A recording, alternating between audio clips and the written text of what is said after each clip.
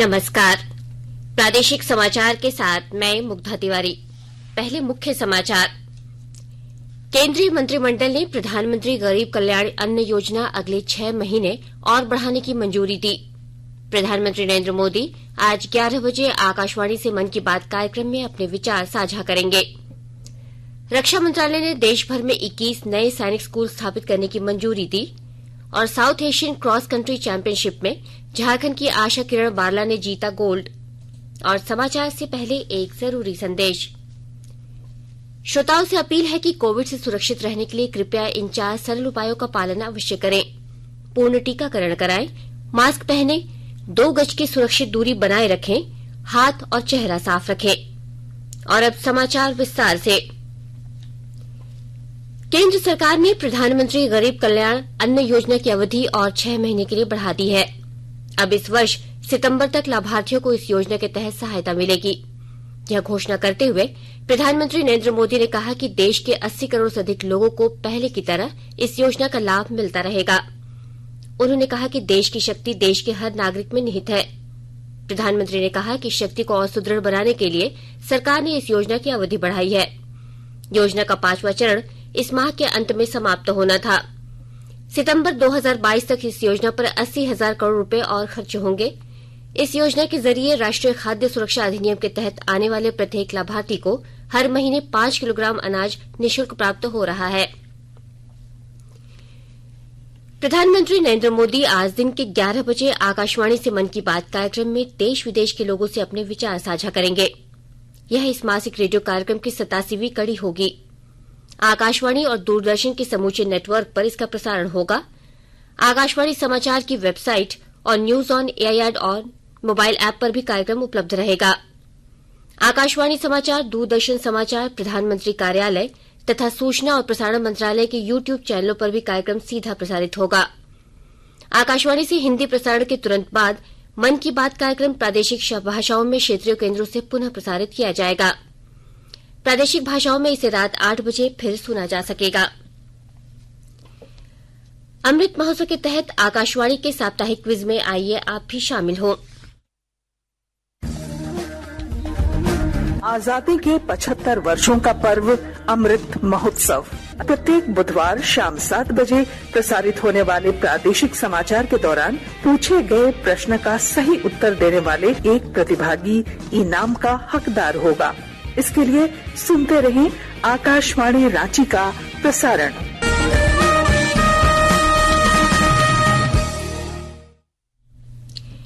विद्युत मंत्रालय ने देश में विद्युत उत्पादन के लिए समय से पर्याप्त कोयला उपलब्धता सुनिश्चित करने के लिए परिपत्र जारी किया है। मंत्रालय देश में कोयला आपूर्ति स्थिति की लगातार निगरानी कर रहा है। वह पर्याप्त मात्रा में कोयला आपूर्ति और coal India limited, Singareni collieries company limited और निजी कोयला खदान कंपनियों से प्राप्त घरेलू कोयला भंडार की मात्रा सुनिश्चित करने की दिशा में उपाय कर रहा है। विद्युत मंत्रालय ने निर्णय लिया है कि कोल इंडिया लिमिटेड और अन्य स्रोतों से प्राप्त कोयले की आपूर्ति सभी विद्युत उत्पादन कंपनियों को अनुपात में ही की जाएगी। देश के युवाओं को प्रतियोगिता परीक्षाओं की तैयारी में मदद करने के उद्देश्य से आकाशवाणी के एफएम गोल्ड चैनल पर एक विशेष कार्यक्रम अभ्यास शुरू किया जा रहा है। क्या आप कॉम्पिटिटिव एग्जाम की तैयारी कर रहे हैं?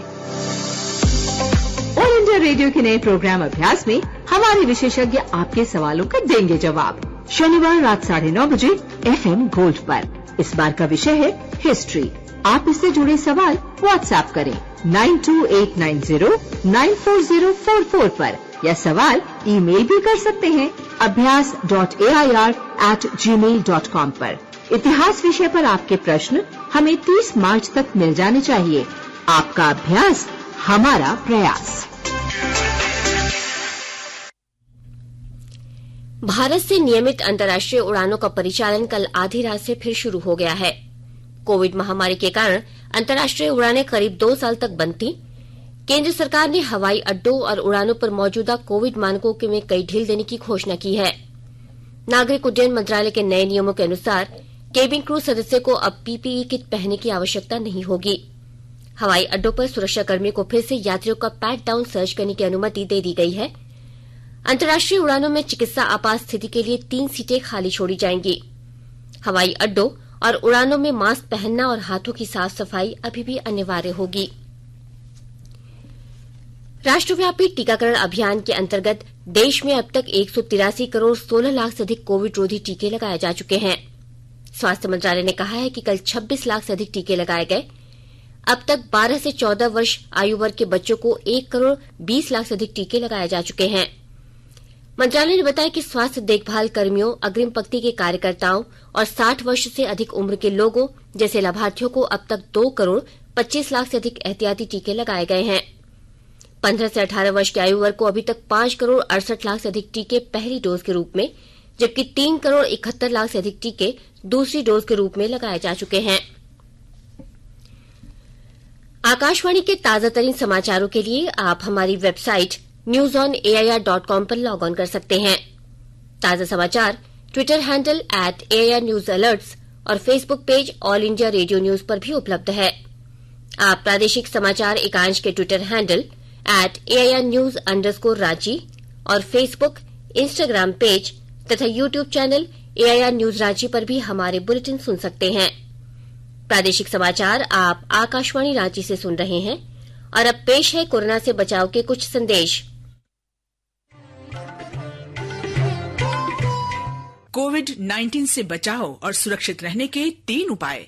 मास्क लगाएं, 2 गज दूरी है जरूरी, सुरक्षित दूरी रखें, हाथ और मुंह साफ रखें।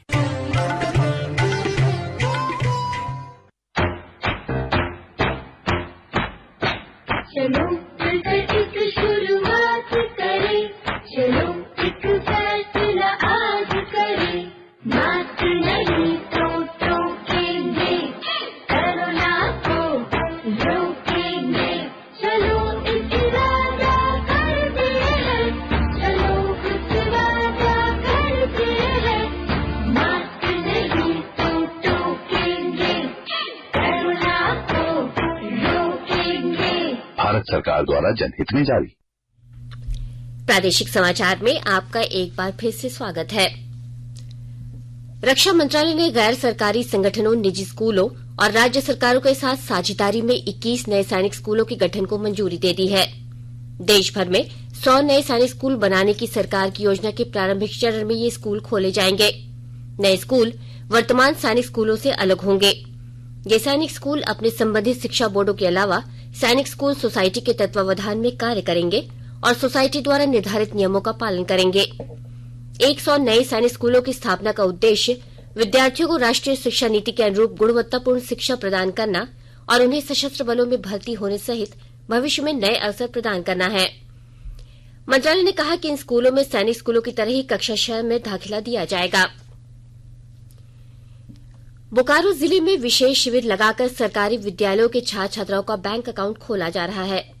विस्तृत ब्यौरा दे रहे हैं हमारे बोकारो संवाददाता। बोकारो जिले में इन दिनों सरकारी विद्यालयों में अध्ययनरत बच्चों का बैंक में खाता खोला जा रहा है। छात्र छात्राओं का बैंक अकाउंट खोलने के लिए जिले के सरकारी विद्यालयों में विशेष बैंक शिविर लगाया जा रहा है। उपायुक्त कुलदीप चौधरी ने बताया है कि जिले के लगभग 66,000 बच्चों का खाता खोला जाना है। बैंक अकाउंट खोलने का कार्य युद्ध स्तर पर चल रहा है। उपायुक्त ने बताया है आगामी 30 अप्रैल तक 100% विद्यार्थियों का बैंक अकाउंट खोलने का लक्ष्य निर्धारित किया गया है। विशेष बैंक शिविर के मॉनिटरिंग की जिम्मेवारी उप विकास आयुक्त को सौंपी गई है। मनोज कुमार, आकाशवाणी समाचार, बोकारो। देश ने 50,000 से अधिक गांवों को खुले में शौच मुक्त ODF प्लस बनाने की उपलब्धि हासिल कर ली है। तेलंगाना में सर्वाधिक 13,960 से अधिक गांव ODF प्लस है। इसके बाद तमिलनाडु और मध्य प्रदेश में ODF प्लस गांवों की संख्या सबसे अधिक है। ODF प्लस वह गांव होते हैं जो खुले में शौच मुक्त होने के साथ साथ ठोस और तरल कचरे का प्रभावी ढंग से प्रबंधन भी करते हों। स्वच्छ भारत मिशन ग्रामीण का द्वितीय चरण फरवरी 2020 में शुरू किया गया था, जिसका उद्देश्य देश के सभी गांवों को वर्ष 2024 के अंत तक खुले में शौच मुक्त करना है। स्वास्थ्य मंत्रालय के निर्देश के अनुसार धनबाद में भी जल्द सभी को बूस्टर डोज का टीका लगाया जाएगा। विस्तृत ब्यौरा दे रहे हैं हमारे धनबाद संवाददाता। केंद्रीय स्वास्थ्य मंत्रालय के निर्देश के अनुसार धनबाद में भी अब जल्द सभी को बूस्टर डोज का टीका लगाया जाएगा। हालांकि अभी इस संबंध में कोई आधिकारिक आदेश नहीं आया है, लेकिन जिला टीकाकरण विभाग के नोडल पदाधिकारी डॉक्टर विकास राणा ने बताया कि विभाग अपनी ओर से तैयारी में जुटा है। गौरतलब है कि जिन्होंने 9 महीने पहले कोरोना रोधी टीके की दूसरी डोज ली है, उन्हें बूस्टर डोज लगाई जाएगी। फिलहाल टीकाकरण विभाग की ओर से 60 वर्ष से ऊपर के लोगों को ही बूस्टर डोज लगाई जा रही है, लेकिन अब वह सभी लोग जो दूसरी डोज लगवा चुके हैं उन्हें इससे जोड़ा जाएगा। वहीं इन सबसे इतर जिले में लगभग 3.5 लाख लोगों को अभी तक पहली डोज का टीका भी नहीं लग पाया है। ऐसे लोगों तक विभाग खुद टीकाकरण के लिए पहुंच रहा है। दीपक, आकाशवाणी समाचार, धनबाद।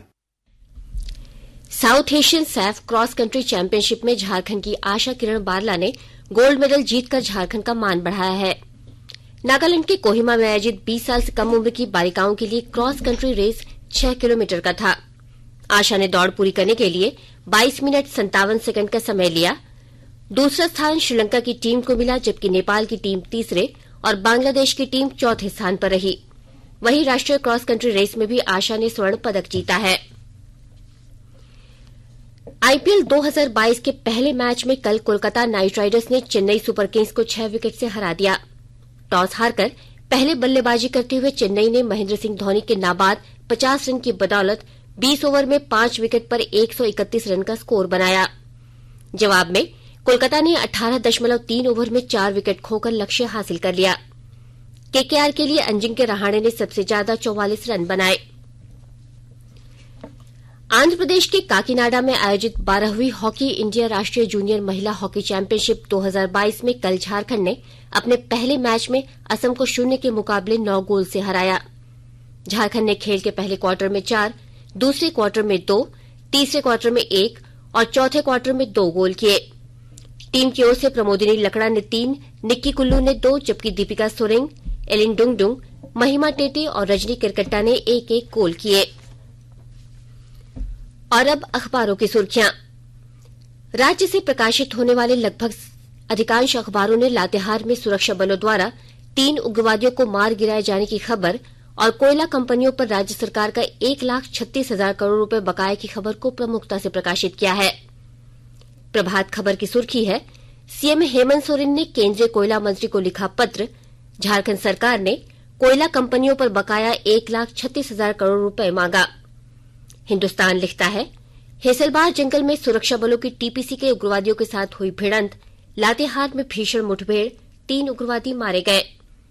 दैनिक भास्कर की सुर्खी है, घाटी में 32 साल बाद कश्मीरी पंडितों की वापसी की आहट, नए मकान बनने लगे। दैनिक जागरण ने लिखा है, लातेहार में सुरक्षा बलों ने 3 उग्रवादियों को किया ढेर, मारे गए उग्रवादियों में 1 जोनल कमांडर और 1 एरिया कमांडर है शामिल। राज्य एक्सप्रेस की सुर्खी है, रूस ने तैनात की परमाणु पनडुब्बियां, यूक्रेन को मिली 1500 मिसाइलें। अंग्रेजी अखबार द टाइम्स ऑफ इंडिया की सुर्खी है, केंद्र ने गरीबों को मिलने वाले मुफ्त अनाज की समय सीमा 6 माह और बढ़ाई। और हिन्दुस्तान टाइम्स लिखता है, पश्चिम बंगाल की बीरभूम पहुंची सीबीआई की टीम, जांच शुरू। अंत में मुख्य समाचार एक बार फिर। केंद्रीय मंत्रिमंडल ने प्रधानमंत्री गरीब कल्याण अन्न योजना अगले 6 महीने और बढ़ाने की मंजूरी दी। प्रधानमंत्री नरेंद्र मोदी आज 11 बजे आकाशवाणी से मन की बात कार्यक्रम में अपने विचार साझा करेंगे। रक्षा मंत्रालय ने देश भर में 21 नए सैनिक स्कूल स्थापित करने की मंजूरी दी। और south Asian cross country championship में झारखंड की आशा किरण बारला ने जीता गोल्ड। इसके साथ ही आकाशवाणी रांची से प्रादेशिक समाचार का ये बुलेटिन समाप्त हुआ। नमस्कार।